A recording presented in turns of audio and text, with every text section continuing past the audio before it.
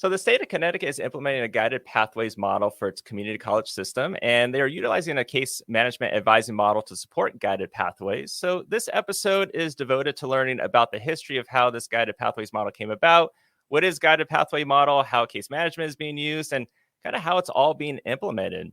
So to get us started with learning more about the history of this and how an idea goes through this process to where it is now, we have two special guests. So first up is Michael Buccilli, who serves as Associate Vice President for Student Success Management for the Connecticut State Community Colleges. He brings with him 18 years experience developing, leading, and delivering high-quality programs and services in workforce development, enrollment management, and student affairs in community-based organizations and community colleges. He has held leadership roles in academic advising, career services, counseling, holistic support services, disability services, and veterans affairs. Prior to his AVP role, he served as a guided pathways manager at the Connecticut State Colleges and Universities, leading several redesign efforts, including the creation of the holistic case management advising policy. He has presented nationally on a variety of topics such as advise and redesign and first-year experience. He holds a BS from the University of Vermont, MSW in management from Southern Connecticut State University, and is a doctoral candidate at Central Connecticut State University in the Educational Leadership Program. Michael, welcome to the podcast. Thanks for having me, Matt. And we also have Dr. Gayle Barrett, who is currently the Associate Vice President of Enrollment and Retention Services for Connecticut State Community College. Dr. Barrett has over 20 years of experience working in higher education and is skilled in areas such as enrollment management, holistic student support, guided pathways, and student development. She has presented nationally on such topics as holistic case management, advising models, and the backwards design of first-year experience courses. Dr. Barrett has been with the Connecticut Community College System since 2008 and has served in various roles such as nursing admissions specialist, director of admissions, and director of enrollment management. In spring 2018, Dr. Barrett joined the CSCU Student Success Center in their work on guided pathways. As a guided pathways manager, she has co-led for the Holistic Student Support Redesign team. Through this work, she helped to co-create the Holistic Case Management Advising Policy. Dr. Barrett received her bachelor's degree in psychology from Stonehill College, a master's degree in counselor education from Central Connecticut State University, and her doctorate in educational leadership from the University of Hartford.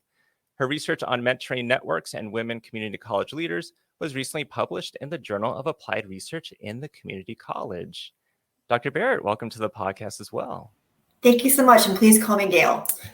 Well, we are delighted to have the opportunity to chat to you both, and this is a really interesting topic, and there's going to be lots to delve into, but we really do like to give our listeners the opportunity to get to know you a little bit, at least at the beginning, and obviously very distinguished bios, but if you could tell us just a little bit in terms of like finding your way into higher ed and where you are now.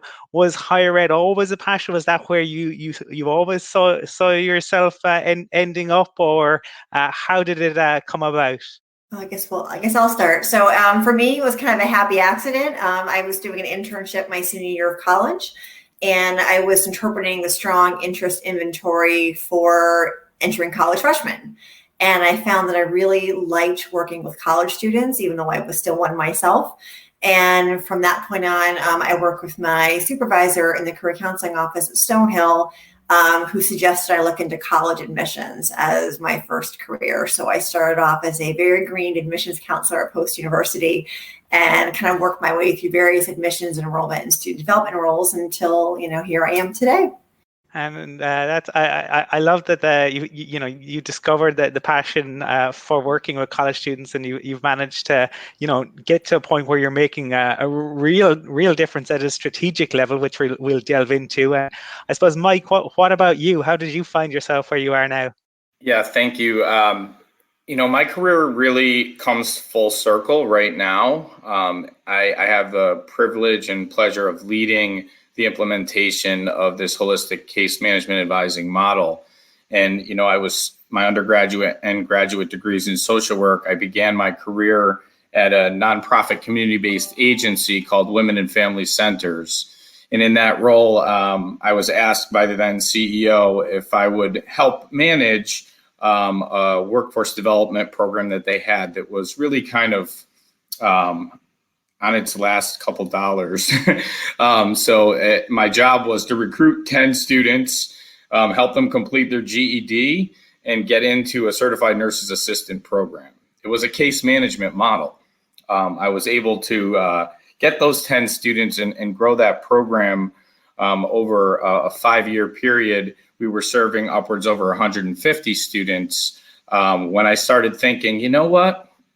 We're getting students through these workforce credentials. They're getting employed, but they're still not making family sustaining wages. And to me, I saw the associate's and bachelor's degree really as the gateway to family sustainable wage.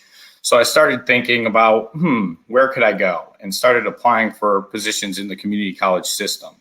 And I often use the analogy, I was pushing these rafts across the river to the other side, and they were getting to the credit side and starting in developmental ed. And I'd see my caseload, the students around the city, and ask them how things were going. And oftentimes they struggled and kind of spun out in developmental ed and didn't get to that associate goal.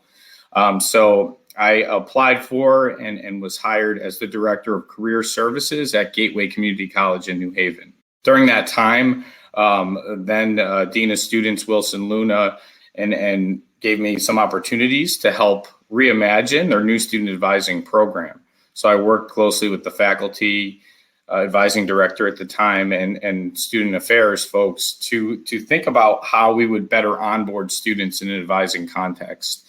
That led me to leadership roles in advising and counseling and student affairs at Gateway.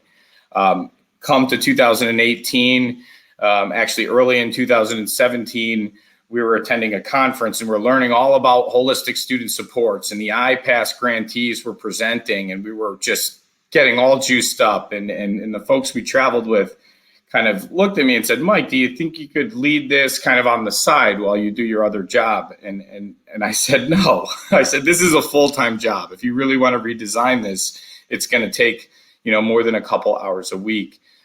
So this will probably segue into some of your next questions, but that kind of emerged as a concept that we would have full-time faculty, staff, administrators step away from their roles on campus to really lead this work. And flash forward to today, when I talk to the new staff who are onboarding at Housatonic Community College or Middlesex Community College or Northwestern Community College, I tell them that story, that I could never in my wildest dreams have imagined that we would be able to deliver a case management model to all community college students in Connecticut. I saw the need the first day I stepped on the campus. I saw students in line. I saw frustration. I saw students not knowing where to go, not because the folks weren't working hard in those offices, just because there was 3 counselors for 7,000 students, right? And that just by virtue of the sheer numbers and how understaffed those offices were, we couldn't even dream of a case management model. And then here we are today, and we'll talk to you throughout this interview about how we got to approval of that policy and then subsequent implementation. Yeah, I like the analogy with the raft and the river, but yes, great segue. And I think you gave a great kind of foundation in terms of what this episode's going to be about. And, thank you both again for being here. And it's nice to kind of get your backgrounds in higher ed. And I guess let's talk about that. You kind of alluded to kind of the start of how this came about, but can you talk more about how the idea regarding creating a holistic advising approach, the guided pathways, reducing caseloads, like kind of how this all started? I mean, I'll just say my own personal experience. I'll never forget my first day at Middlesex Community College. I was the admissions instructor, and I walked in, and there was literally a line around the corner at the admissions office, and it was like, "Welcome to college. Here's your desk. Here's a line of students that need to be advised."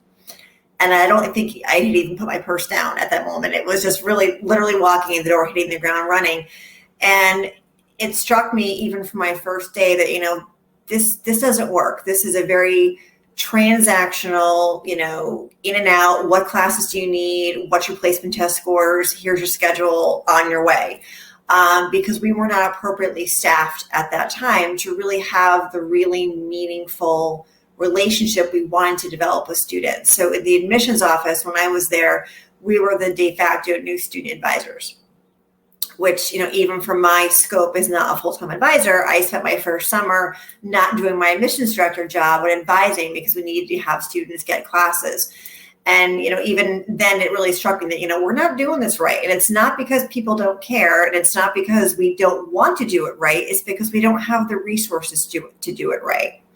So when I got the call to come on board and work on this, I was slightly terrified. But again, it was one of those happy accidents in my own career where it was the opportunity to really take what I knew wasn't working from personal experience and take the opportunity and take the golden ticket and really make it better, not just at my institution, but at all 12. So that was what really appealed to me about this work, the ability to make a potential, life-changing experience for students, and also making sure that we were staffing our colleges appropriately to provide those experiences to students. And I can expand upon that a little bit too. The touching back on that first kind of conversation in 2017, there had been work going on in Connecticut around guided pathways. For several years before that, the Student Success Center was established thanks to funding through Jobs for the Future.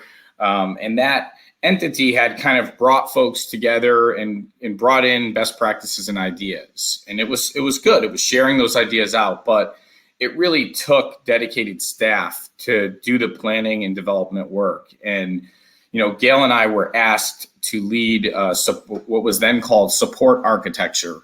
So we established through the Success Center 3 separate architectures: choice architecture, recruitment architecture, and support architecture.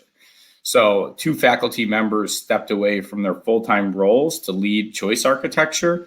Recruitment was led by our system director of financial aid, a director of admissions, and a director of workforce development. A dean of workforce development. And Gayle and I to lead support architecture. So that really, and above the 3 architectures lived a Guided Pathways task force. Again, cross kind of discipline, cross-functional, included some president and CEO, cabinet members from the colleges, faculty, staff, and that task force was really the parent structure above those 3 architectures.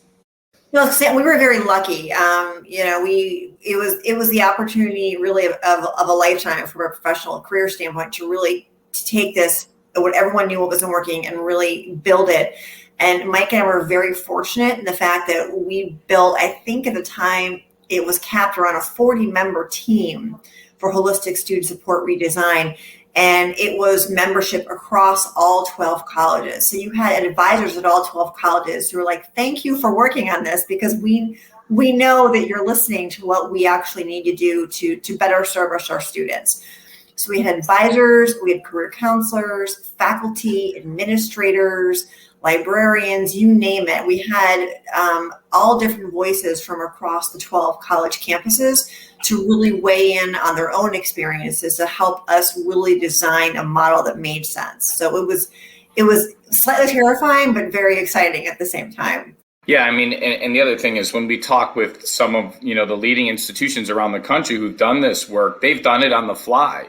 They've done it taking those 5 and 10 hours away from their other work. And when we describe our story to some of those folks, they say, wow, like we had, a team of 7 of us who were able to be focused on this solely. And that allowed us, we put in our time too. We visited every single campus and presented on guided pathways as a concept. We talked to them about the other work that was going on around the country.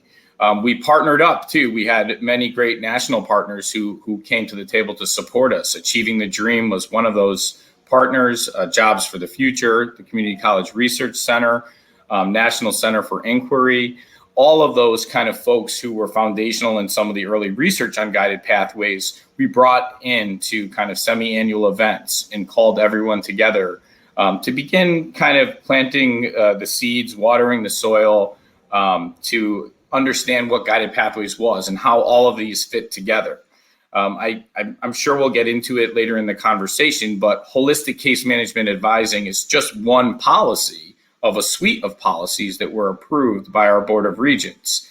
And together, they are really going to come together over the next several years to really make an impact.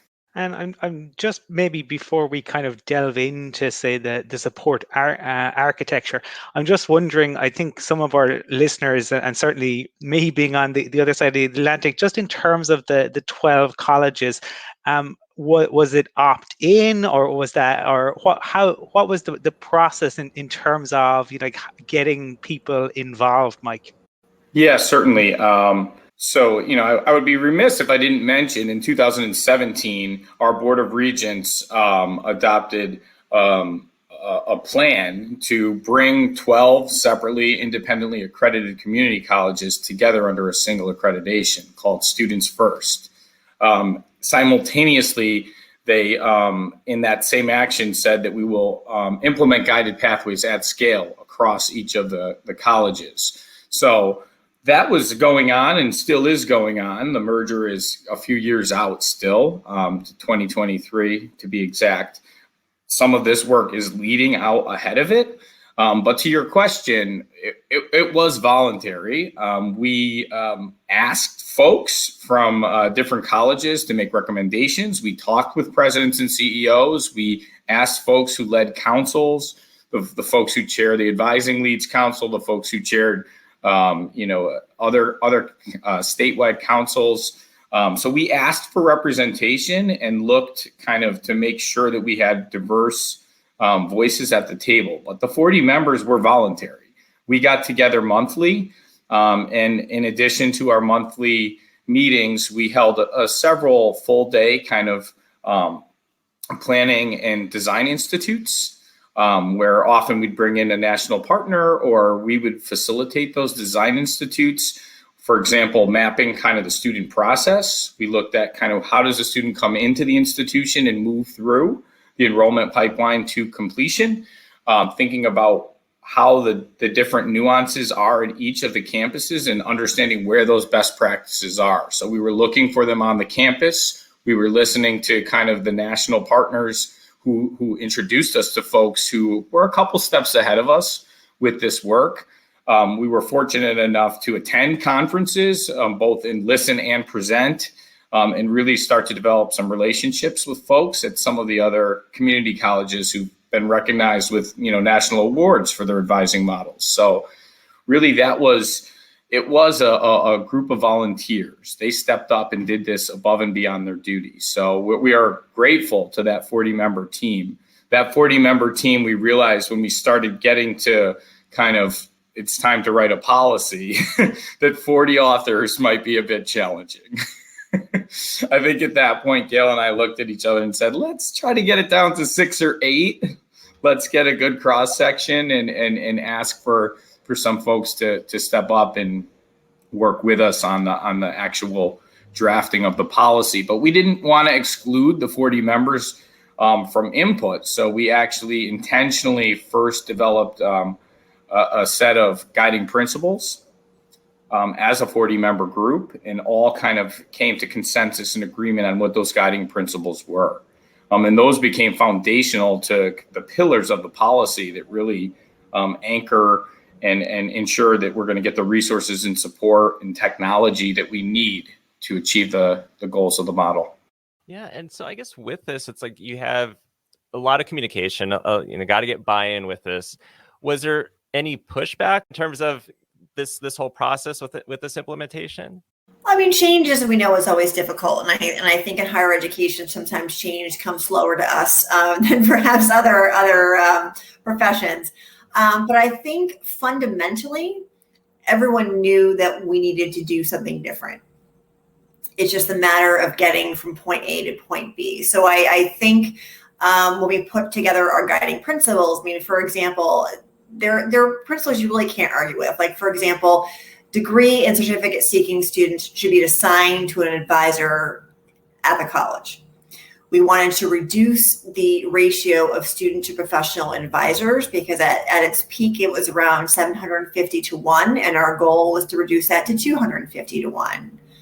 We want all of our students to develop a personalized academic and career plan with goals and strategies, and also to introduce a technology platform to help students achieve success. So these are all things that people can fundamentally agree on. I mean, these are these are things that are the right thing to do for students. And there are always questions, regarding, the big is, how are you going to do this? I mean, we get that you want to do it, but how are you actually going to accomplish that? So I think Mike and I made a very conscious effort, as well as our team, to make sure that we actually continue to visit the colleges and make sure we were keeping the communication lines open. So when the policy was introduced, there was a electronic feedback form where people can provide feedback regarding their thoughts on the policies, areas they thought we could take a closer look at or they didn't like. We also did like what we call a road show. Mike and I hit the road to, any colleges that would have us, we would go and present the policy and have an open campus forum. Because a lot of times, I think what we found is people question change when they don't really understand the policy. So it was really our responsibility to clearly articulate the policy, the purpose of it, the benefits to students, and how this will actually benefit you as an advisor to have a reduced caseload as well. So it was really our responsibility to clearly communicate this information to really kind of ease the anxiety level that comes about with change. I'll tag on to that too and say that I think, there was maybe more doubt than resistance. And still today, there are kind of folks who might doubt how we're going to pull this off, right? To go from 750 to 1 to 250 to 1 was about quadrupling our workforce in advising. Where are the resources going to come from? And still to this day, that is kind of the anxiety and a little bit of a fear that will this actually come to fruition? You'll hear about our implementation in the subsequent podcast, but it is moving along. And part of it was that we intentionally were specific in the policy development to put that as bullet one, that we will reduce caseloads from 750 to 250 to 1. And the board 100% unanimously endorsed that. And they make decisions about how finances are allocated throughout the colleges. So that wasn't intentionally specific. And we believe, really got us to a place where folks started to believe and they're starting to see this implementation. And now it is coming to fruition. And so you have the guiding principles, and you're beginning like the formulation of a roadmap, I suppose. It sounds like. Can you talk to us, I suppose, and to listeners, what came next after that step? I would step back maybe just slightly before the guiding principles too, and say that in addition to our regular meetings and our planning work with the team, we also went out and conducted student focus groups. We held, I think, 4 student focus groups across the campuses and heard from students about their experience. And we also looked at data. We took a look at our SESI and SENSE data on new students and continuing students and engagement in the community colleges. And advising, having an advising connection was important, but not many students had it. And part of that too was understanding that this model, the guided pathways advising model, does not replace faculty advising. The faculty advising will only be enhanced through this model, and that faculty can then be more focused on talking about their discipline, more focused about talking about differentiation in career based on the type of degree that the student is pursuing. Where they have that expertise, and that these advisors can then kind of lift some of the administrative burden off of the faculty advisor, where there's a hold on the student's account or something's going wrong with financial aid, or there's an issue outside of school altogether that is interfering with the student's performance. So we really, still to this day are working to make sure we're communicating and being clear about kind of the roles, and that it is additive. It is not replacing faculty advising. So we believe that eventually we'll bring more support to the students from both faculty and staff. So I don't know that I answered your question exactly. You said, so what was next after the roadmap? We traveled to the Holistic Student Support Institute and kind of hibernated for a while, and and hunkered down and began kind of putting words on paper and really spent a good month or two with the writing process. And it was intense, and it was consuming, and it was Gayle and I, and we would be remiss if we didn't mention Ben Wong, who was our policy fellow. He's now at the ACLU in Richmond, Virginia, doing policy work down there. But Ben, Gayle, and I together kind of tri-authored the policy. Our policy development team helped us create the outline. They said, we took the guiding principles, the 8 of us got it to an outline form, and then the 3 of us put words to page. And it went through many channels. We were lucky to have support from the Student Success Center, the executive director there, and several other colleagues who had worked with. So our managers of Guided Pathways outside of our area were also supports for us. They looked at the document, they reviewed the outline, they read drafts of the policy. So there was a lot of collaboration. And as Gayle mentioned, when we got it to a place where we wanted broader feedback, we then opened it up to larger audiences. Right. And I would say we were very lucky because, and I would say to other colleges or institutions thinking about radically changing their advising, I'm very grateful to the fact we were able to do this on a full-time basis, because to really put the time and effort that this deserved, it needed to be full-time. You can't split your energies between this and whatever your full-time job is on the side. Like it just would never work. So we were very, very fortunate the fact that we were given the time to really develop this thoroughly and completely and thoughtfully in order to really implement it well. So we were very, very fortunate to have that full-time experience in order to actually accomplish this project. Yeah, and it's nice that you're saying that you have the time, you're able to develop the resources to it. Because I can think of many times or other institutions where it's, here, implement this now. I don't know how you're going to do it, but just figure it out. Will there be resources? Let us know what you need. Well, I don't know what I need until I can actually research it. A lot of times there's not even that part. So it is nice to hear that it is something that was really thoroughly thought through. Yes, I mean, and a lot of times we just by virtue of how we function, we are more reactive than proactive. So to your point, like, here's a policy, go. And figure it out later. Whereas we were actually saying, okay, we want to develop policy. Here's the time you need to actually do this correctly. And it was very refreshing, because I think if we had not been given that time and that space away from our full-time roles, I don't think it would have been done as well as the ultimate product of it was. I think it's important to note too that there was tremendous crossover between the 3 architectures. So we kind of sat in and shared on each other's work, and even co-led some of the work as well. A college and career success course, CCS 101, was a reimagined first-year experience course that Gayle and I led with the 2 faculty leads. So there was a joint kind of subcommittee to work on that.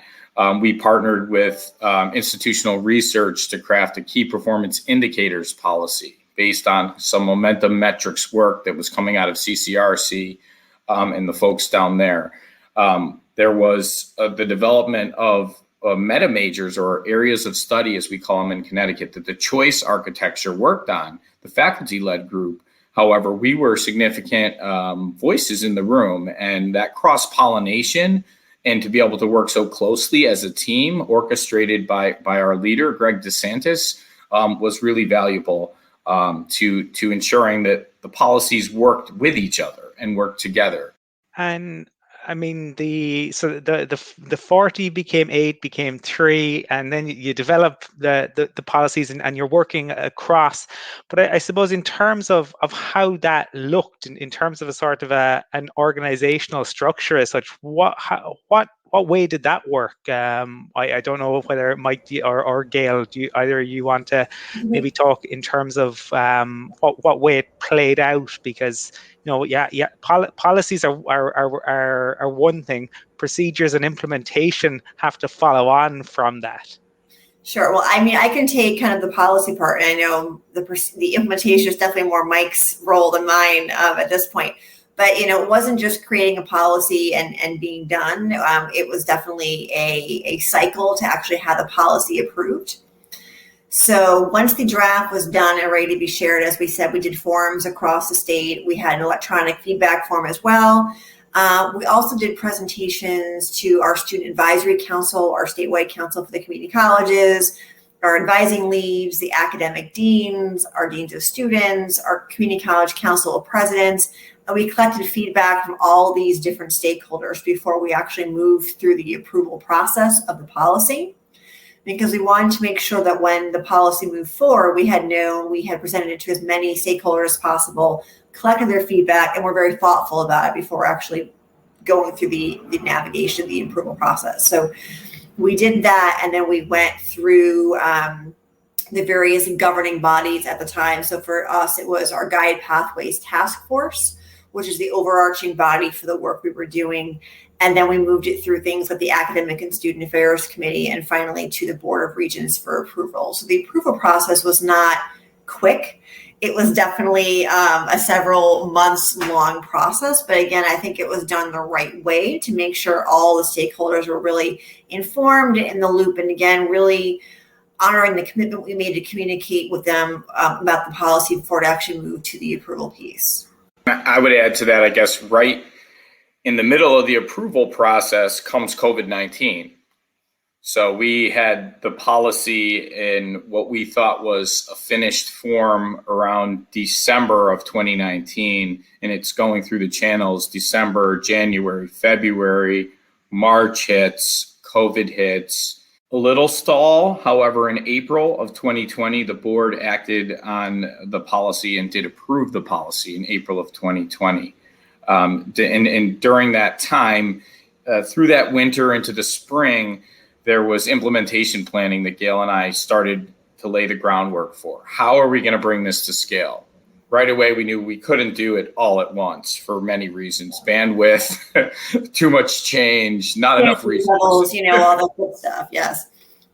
So we envisioned it in kind of three phases, phase 1, 2, and 3, where we split up kind of the size of the schools and distributing them through the regions, and kind of looked at it over a 3-year period.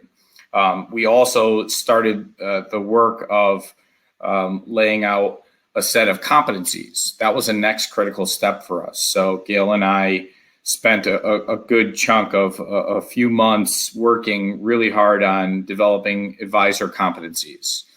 We were fortunate to have some guidance from some of our national partners and got to look around. We didn't need to reinvent the wheel completely, though kind of did. But we developed our Guided Pathways competencies, which fed into the Guided Pathways level 1 and level 2 job descriptions. So we were intentional too about thinking about it in this way. Most of our colleges, in fact, all of them had a director of advising or counseling.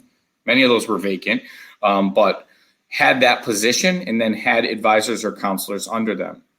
There was never really an associate director or assistant director, which was interesting. It always struck me as interesting that in admissions and financial aid and everyone else had assistant, associate, and there was one director, and that director advised 90% of the time because the line is there and the students are coming, and you need to kind of do it to keep up, to keep pace. So we were pretty intentional about how we were thinking about the structure, both from kind of providing the right size team for supervision, right? And also allowing folks a career ladder.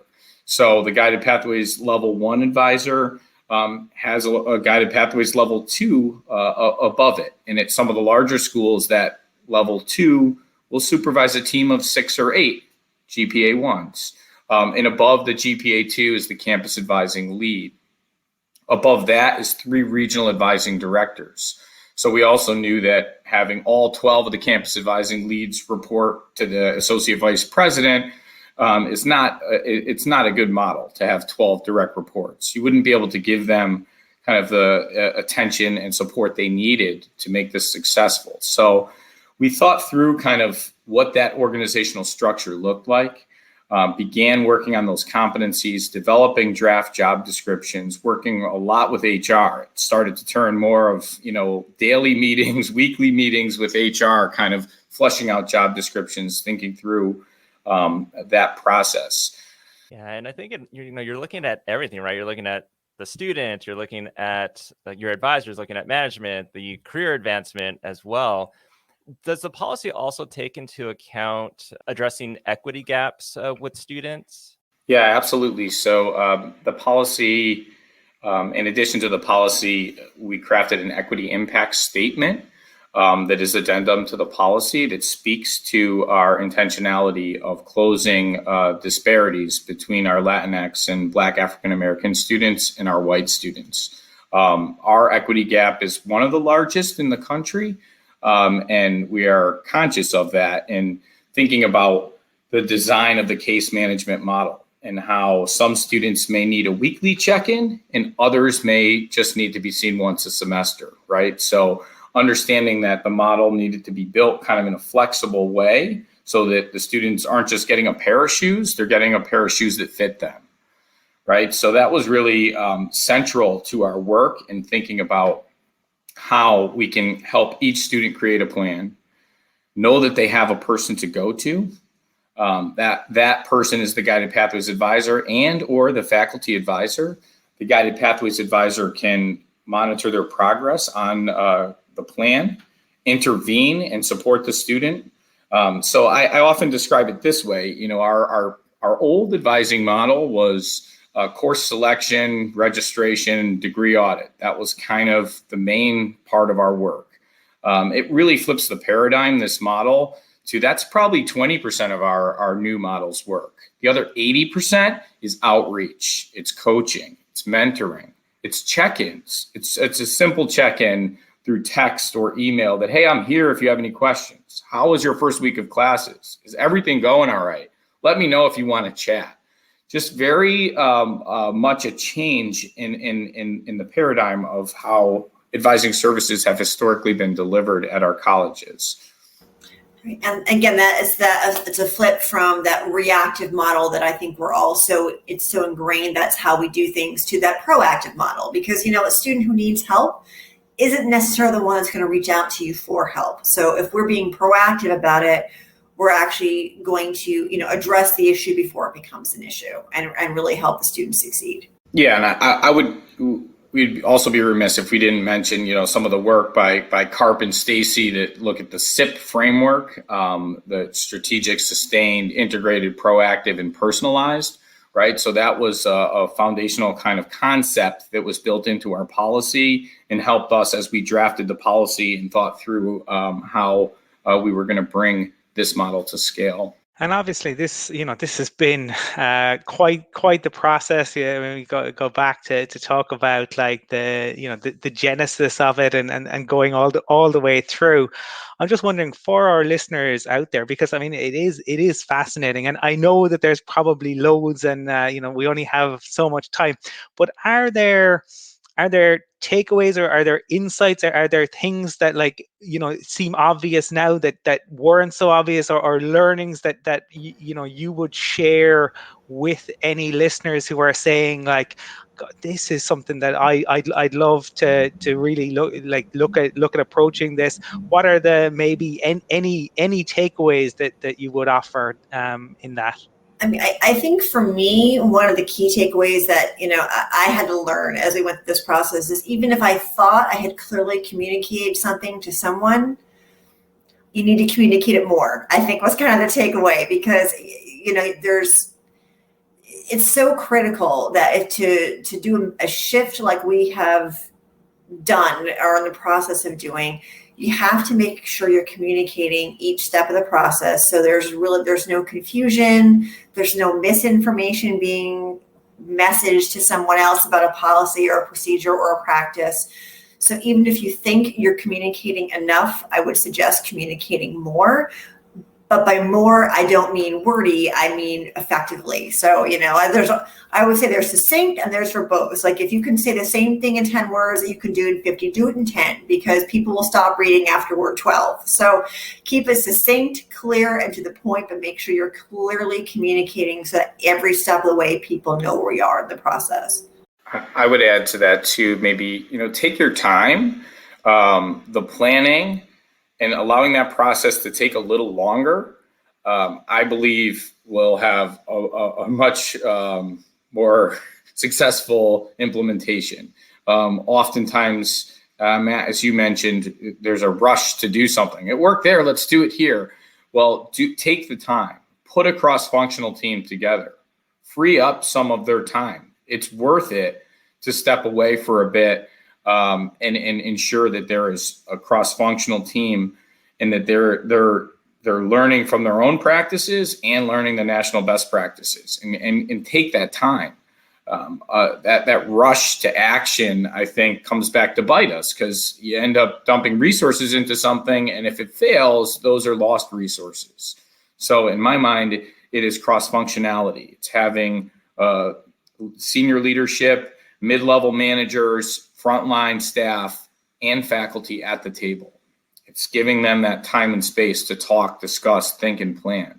Yeah, it's just like you're saying, have that time, plan it out. It's okay. You don't have to rush through everything. And also kind of to Gayle's point with the wording, I mean, in journalism speak, it's don't bury the lead. So definitely great advice with that. And as we kind of wind down with this portion of the episode, what does the implementation timeframe look like? Is it like a phased implementation? How's that all looking? That's a great question. So that, has shifted and changed. I think that's another lesson that I should have mentioned in the question before is flexibility. We are used to having things be one way and kind of stays that way. We've had to be very flexible and we've had to adjust on the fly and throw a lot of drafts in the trash and start over throughout the process. And same thing can be said about the implementation. We had laid out a 3-year implementation that was in each year, 4 campuses, 3 campuses, and then 5, I think was our original plan to do it in stages over 3 years. The early part of that got cut into with COVID. And then came along some Higher Ed Relief Act dollars that were able to be leveraged to support this.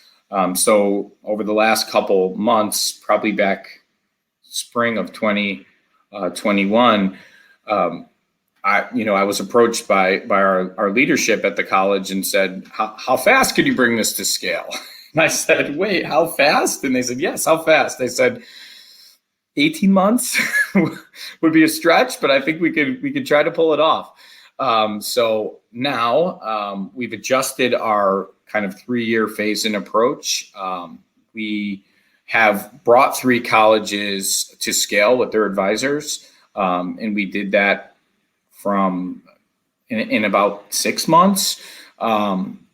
Then our next group of schools is 5 in phase 2, but phase 2 will happen this fall.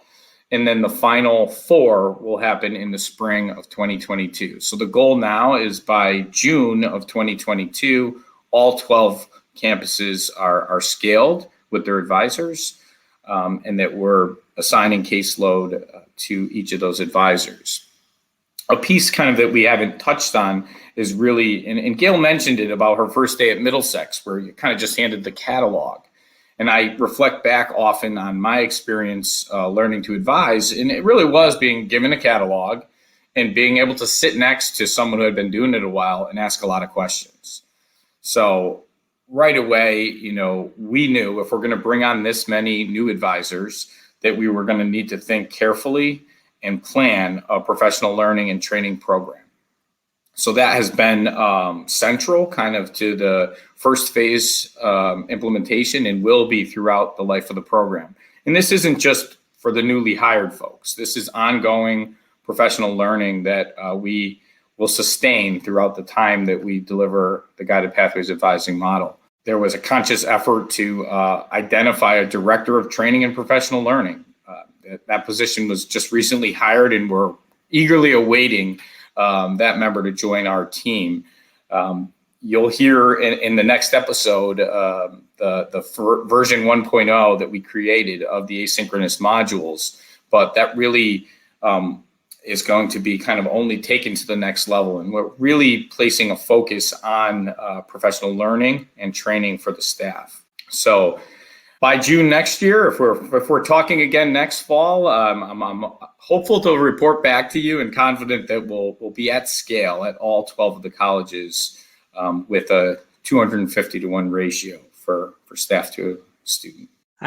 Mike, I think you're going to stick around for the next interview, but conscious that we will be moving into a new phase. But there, for listeners, I think there will be lots of takeaways from this, but there will be loads of. I imagine there might be some people who are like, oh, I don't want more info, or they might be at a stage where they're thinking it'd be great to pick your brains and draw on some of your experiences.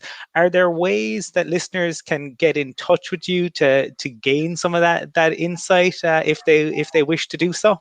Yeah, absolutely. I'd be more than happy to talk with folks who are interested. They could reach me by sending me an email at my first initial and last name, so MBUCCILLI at Comnet, COMMNET.edu.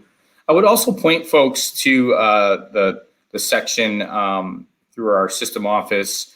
Guided Pathways has its own section to really take a closer look at the policy. There's a suite of policies that have been approved, as well as this holistic case management advising policy. Yeah, I think we're happy to talk to anyone because, it's one of those things like you're never going to know what it's like unless you've experienced it yourself in the whole process. So I think having lived this for now, I think this January, it'll be 4 years since we started this work. I think I'm certainly happy to talk to someone about the beginning stages of the process and the planning process. And then I will leave it to Mike and his team for the implementation piece. Yeah, I mean, I'll add there too. You mentioned we went from 40 to 8 down to 3. And, last summer, Gayle and I both applied for and were hired as associate vice presidents, and then we were separated. We often joke that, we call it HICMA, Holistic Case Management Advising, was our baby. Yes. Right. We delivered this baby when it was approved by the board, and then I was there with the infant as a single dad until I was able to bring on the 3 regional advising directors who quickly became outstanding parents to our policy as it's grown into implementation of the Guided Pathways Advising Program. So in our next episode, you'll get to meet 2 of the 3 regional advising directors. One of them, Kathleen Ahern, actually had an actual baby and is out on maternity leave right now. But you will get to meet the other parents of the implementation work. Well, just all that remains for the end of this particular section is to thank both of you. Gayle and Mike, it's been really fascinating to gain insights into the work that you have undertaken and to hear all about your expertise and experiences. So thanks for taking the time to join myself and Matt today. No, thank you. This was fun. We're happy to be here. It's been a pleasure.